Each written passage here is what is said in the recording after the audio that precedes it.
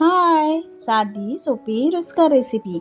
चला तर मग बनवूया चमचमीत अशी मटार बटाटा भाजी.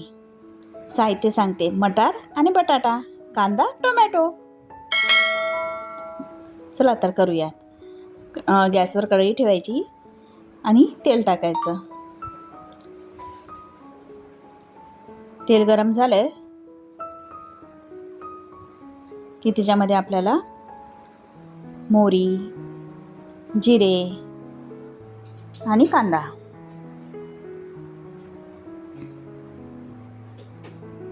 छान परतून घ्यायचा.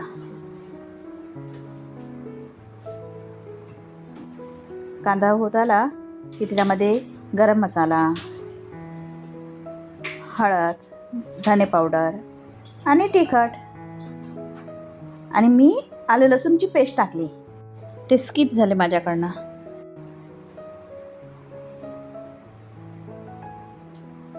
तुम्ही टाका बरं का. याला छान परतून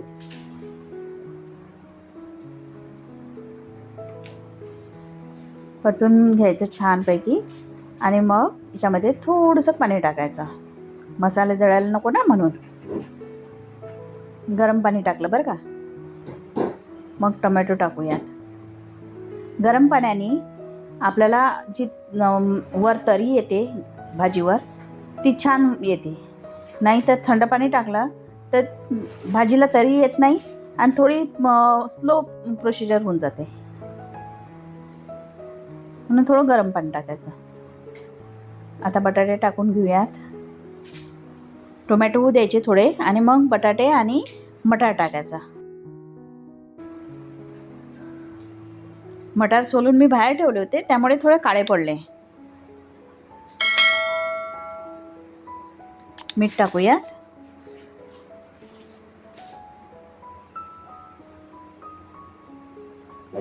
आणि याच्यावर झाकण ठेवून शिजवून घेऊयात.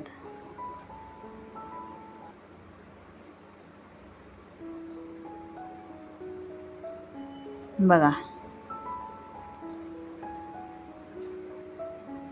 छान होते भाजी बरं का.